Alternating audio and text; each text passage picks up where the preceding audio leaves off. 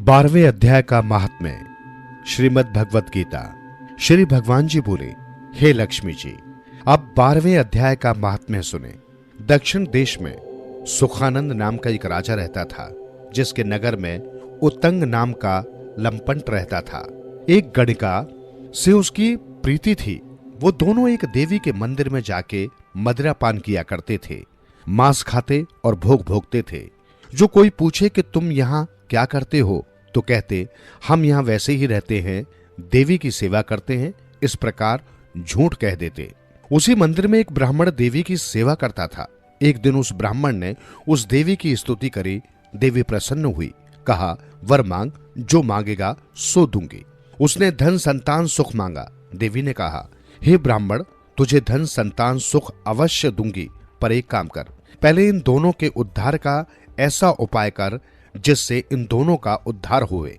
ब्राह्मण ने नमस्कार किया और अपने गुरु के पास आकर कहा, हे गुरुजी, मैंने देवी की स्तुति करी थी। देवी प्रसन्न हुई, धन संतान देती हैं, पर पहले इन दोनों का उद्धार होवे। तब गुरुजी ने कहा, हे ब्राह्मण, चल श्री नारायण जी से पूछें। श्री नारायण जी का तप किया, तीर्थ व्रत किए, भगवान जी प्रसन्न हुए। आकाशवाणी हुई, श्री नारायण जी गरुड़ पर सवार होकर आए और पूछा, तेरी क्या कामना है? ब्राह्मण ने पिछली बात दोहरा दी। देवी जी की भक्ति करी थी। भगवती प्रसन्न हुई, कहा, धन संतान देती हूं, पर दोनों का उद्धार कर। जिस तरह कर सके सो मैं जानता नहीं हूं।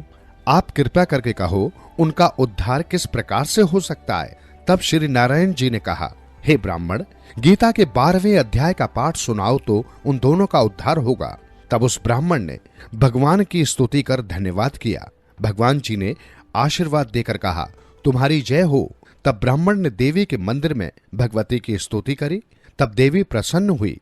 तब ब्राह्मण ने कहा, हे देवी जी, श्री नारायण जी ने हमें पाठ करने की आज्ञा करी है। तब देवी ने कहा, हे ब्राह्मण, तू उनको पाठ सुना जिससे उनका उद्धार होवे। तब उन दोनों गणिका और लंपट को बैठाकर गीता के 12वें अध्याय का पाठ सुनाया। सुनते ही इन दोनों की देह छूटी, देवदेही पाई और बैकुंठ को गए। देखकर देवी प्रसन्न हुई। ब्राह्मण को कहा, हे पंडित, आज से मेरा नाम वैष्णव देवी हुआ। इसको सुनकर ऐसे अपकर्मी तर गए हैं, इस नगर का राज्य तुझको दिया। इतना कहकर देवी अंतर्ध्यान हो गई। ब्राह्मण घर गया। उस राजा को संतान न थी। राजा ने उस ब्राह्मण को बुलाकर राज्य देकर आप विरक्त होकर तप करने को वन में गया और ब्राह्मण राज करने लगा। श्री नारायण जी कहते हैं, हे लक्ष्मी जी, ये गीता जी के 12वें अध्याय का महात्म्य है, जो मैंने कहा और आपने सुना है।